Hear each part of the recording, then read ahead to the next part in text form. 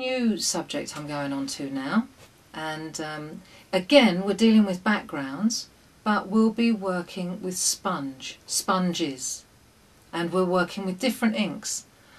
Up until now, apart from the Versamark, I've used dye-based ink pads. You know, the ones I was saying were non-aggressive, don't stain, apart from your hands, they don't stain your clothes or your brayers, or they're just very friendly ink pads. Now we're moving into another area of inks.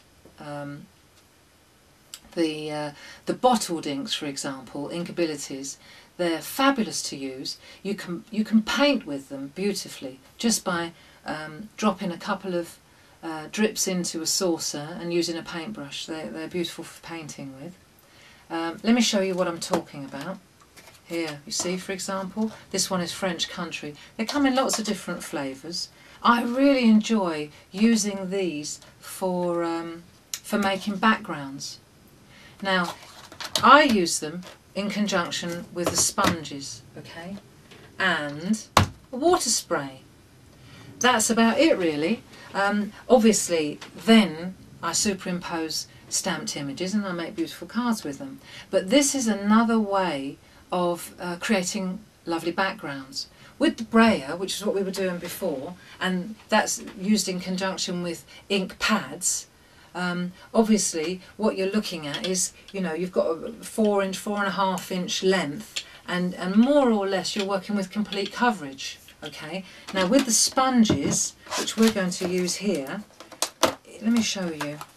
They're really hard compressed sponges. Here we go. See, they're hard. And what we're going to do is we work with the edge of the sponge. Well, I do. Other people use the whole surface, but you know, whatever. I'm going to work with the edge of the sponge, and I'll show you some tricks and some techniques that I've developed. Now these sponges, you see, they're really hard, and you can use them again and again and again. So when I'm finished, it will, we'll have ink all over it. What I'll do is I'll go in the kitchen and I'll get a bowl of hot soapy water and I'll rinse it out in the hot soapy water, and the colour of the dishwater is gross, and it will stain the sponge slightly, but like I say, you can use it again and again and again, exactly the same as the brayer, except the brayer doesn't stain. Okay, now here we've got the rainbow inks, and the French Country is a beautiful collection. There are loads of different ones: French Country, Caribbean Rainbow, Shady Forest. They're really, really nice. And I've treated myself to a new set of sponges. Okay, and then the only other real tackle that you need is a spray bottle. I got mine from Boots, about £1. Okay, just a little travel bottle. It's water. It's only water in there.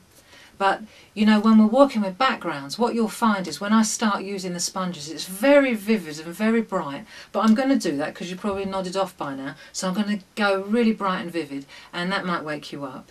But also you'll see in the gallery what you can actually do with all that bright and vivid stuff that I'm going to produce in a minute.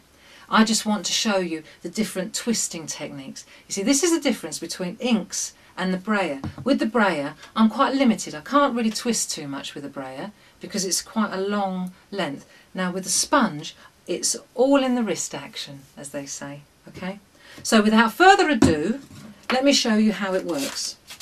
What we're going to do is take a piece of, we're going to go through quite a lot of scrap here. Copy paper, I just use copy paper, it's so cheap. And then we're going to put our sponge in place, and I'm going to pick just 3 colours. I'll pick Coronation, because that's nice. I'll pick Sunshine, because I think we need a bit of that. And what about, that was quite nice, Riviera, because that's where I'd like to be right now. Thing worth mentioning is there are 8 bottles in this kit. I'm only picking 3 out of a possible 8. What you'll find is the different constellations, just by the way you arrange the colours on the sponge, whether you go a bit heavier on the pink or a bit heavier, just with 3 you can make such a difference. It's amazing. And all the time I'm only working with 3 colours. Just bear in mind there are another 5 colours in each set that I'm not even touching. And if I were to take out the pink and put in the green, it will completely transform the whole look. So what I'm trying to show you is how to move the sponge around. The colours, you'll figure it out when you get a set and you just start to play. You know, you'll soon figure out which ones your favourites are. Right, so we'll put them to one side. Now, because I'm left-handed, we'll put it all over there. Right, are we ready? Okay, something new. What we're going to do is put a light colour at each end. And let's just say put a light colour at each end, and then later on I'll say this is why you need a light colour at each end. It's for blending the colours. So all we need, watch, is a couple of drips there and there. Okay, well, I like yellow, I like sunshine. Right. A couple of drips, 2 or 3. Pink. I'm going to do some pink. Pink is good, okay? So what we've got now is we've got sunshine on the outside, then we've got lots of pink. Right, and I'm going to go a little bit heavier on the pink because I like pink. There you go, a bit more pink in there. And then I'm going to put some Riviera, splash of Riviera. There you go, a little bit. The blues, from my experience, are quite potent, and you'll find that just a tiny bit of blue goes a long, long way. Now, if I've repeated myself there, I apologise for that, but there was a little bit of a glitch, and Chris, my friend the cameraman, had to come and change the films.